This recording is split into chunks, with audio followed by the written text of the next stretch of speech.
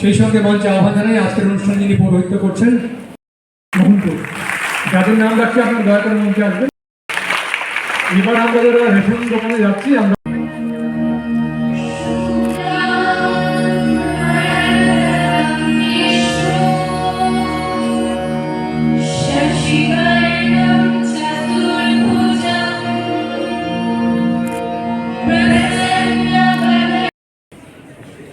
আইনি দিকটা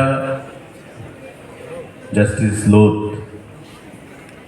খুব সাবলীল ভাষায় বলে গেছে যে কেন এই কর্মসূচি, জনগণ কিভাবে এই কর্মসূচি থেকে উপকার লাভ করতে পারে এবং কেন আগামী দিনের যারা ভবিষ্যৎ, আমাদের ভবিষ্যৎ প্রজন্ম কিভাবে রিড্রেসালের জন্য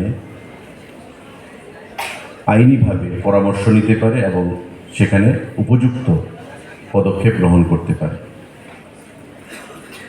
খাদ্য এবং জনসম্ভরণ দপ্তরের উদ্যোগে এই কর্মসূচি এবং আমাদের এই দপ্তরের অধীন বর্তমানে যে স্টেট কমিশন রয়েছে, যার প্রেসিডেন্ট হিসেবে রয়েছেন জাস্টিস অরিন্দম লোধ, এবং মিস্টার লোধ ওনার বক্তব্যে বলেছেন যে 4টা ডিস্ট্রিক্টে আমাদের রয়েছে, বাকি 4টা ডিস্ট্রিক্ট এখন আমরা করে উঠতে পারিনি।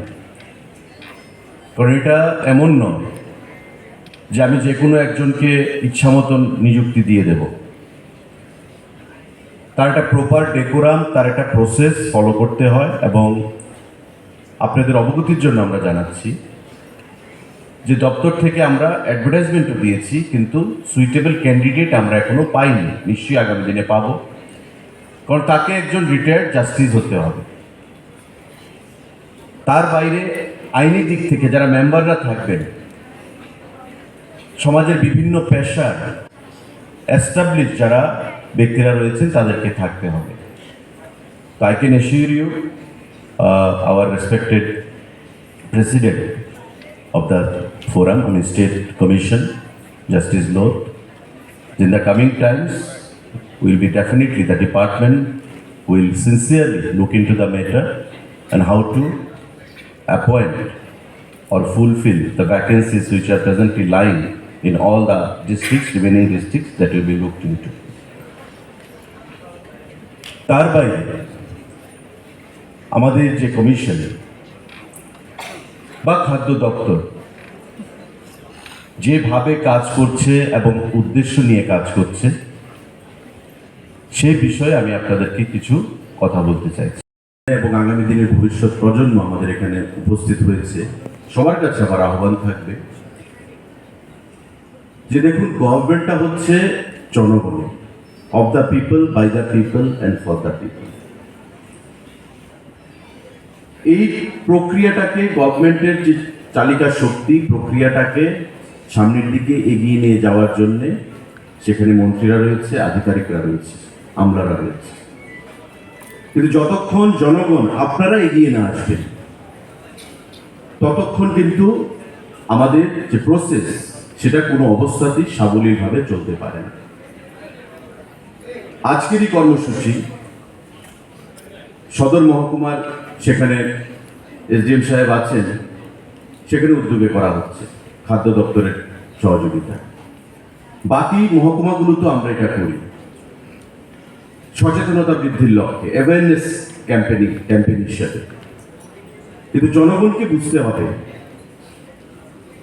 যে আমি একজন ইন্ডিভিজুয়াল, আমার দায়িত্ব, আমার কর্তব্য এবং আমার অধিকার নিয়ে আমি যতক্ষণ অ্যাওয়্যার হব না, সচেতন হব না, প্রশাসন কিন্তু সবসময় আপনাকে তার থেকে সহযোগিতা করতে পারবে।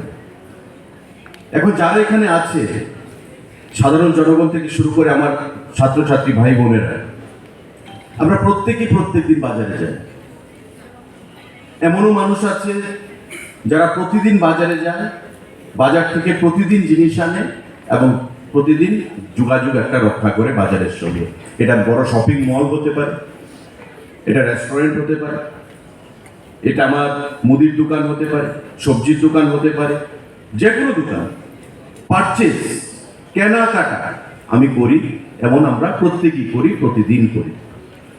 কিন্তু আমরা অনেক কোনো জিনিস আছে ওভারলুক করি। নিজের অধিকার সম্পর্কে আমরা ওয়াকিবহাল নই। নিজেকে সচেতন করা, নিজেকে ওয়াকিবহাল করা, সেটা আপনাকে নিজেকেই করতে হবে। সরকার দপ্তর আপনার পাশে থেকে আপনাকে গাইড করতে পারে, কিন্তু আপনাকে বাধ্য করতে পারবে না। সরকারের সে অধিকার নেই যে আপনাকে বাধ্য করা। আপনার মর্জির মালিক আপনি, আপনাকেই সেটা করতে হবে। তাই আমি বাজারে গেলাম, সে যেটা জাস্টিস লোধ বলছিলেন, আমি একটা রেস্টুরেন্টে গেলাম, হয়তো তাকে রেস্টুরেন্টে যে মেনু চার্ট আছে, আমি কি খাবো, ভেজ খাবো না নন ভেজ খাবো, আপনি অর্ডার প্লেস করলেন, আপনাকে বলা হলো যে আমরা নন ভেজে এই দিই, ভেজে এই ক্যাটাগরি আমরা সার্ভ করি। আপনি খেতে বসলেন আপনার বন্ধু বান্ধবদেরকে নিয়ে, আপনি দেখলেন যে কথা আপনাকে বলা হয়েছে সেভাবে তারা সার্ভিস দিচ্ছে না, বা সেই কোয়ালিটির খাদ্য আপনাকে দিচ্ছে না, বা আপনাকে যে পরিমাণ বা কোয়ান্টিটি দেওয়ার কথা ছিল সে পরিমাণ কোয়ান্টিটি সার্ভ করছে না। আমরা কিন্তু এই জিনিসগুলো দেখি না। খাবার পেয়েছি, খেয়ে নিয়ে বিল দিয়ে বেরিয়ে এলাম। এবার খাবার খেয়েছি, কথা ছিল 50 টাকা পার ডিশ নেবে, কোনো কারণে আপনার থেকে 2 টাকা 5 টাকা বেশি নিয়ে নিল। আচ্ছা, পকেটে আছে, দিয়ে দিলাম। কেন নেওয়া হলো? এটা নিতে পারে কিনা, কোন প্রভিশনে সেটা নিয়েছে, সেই জিনিসগুলো কিন্তু আমরা ওভারলুক করি। As a responsible citizen, as a responsible consumer, ভোক্তা হিসাবে, as a responsible citizen হিসাবে, এটা আমার দায়িত্ব, এটা আমার কর্তব্য। আমি ঝগড়া করব না, কিন্তু আমি ওই দোকানদারকে বা ব্যবসায়ী প্রতিষ্ঠানকে আমার বলতে হবে যে তুমি যে আমাকে ফাঁকি দিচ্ছ, মানে আমি ফাঁকির কবলে পড়লাম, তুমি প্রতিটা মানুষকে এভাবে ফাঁকি দিচ্ছ, মুনাফা কামাচ্ছ। সুতরাং আমার অধিকার রয়েছে আমার এই বিষয় নিয়ে কথা বলার। আপনাকে সেটা করতে হবে। দপ্তর কি করে জানবে আপনি রেস্টুরেন্ট? আমাদের এখানে ফিগার রয়েছে যে স্টেট কমিশন, যেটা নেতৃত্বে রয়েছেন justice Lodh as the president, যে আমাদের 2096টা কেস বা অ্যাপিল জমা পড়েছে, ডিসপোজ অফ হয়েছে 2056টা, 40টা কেস পেন্ডিং আছে।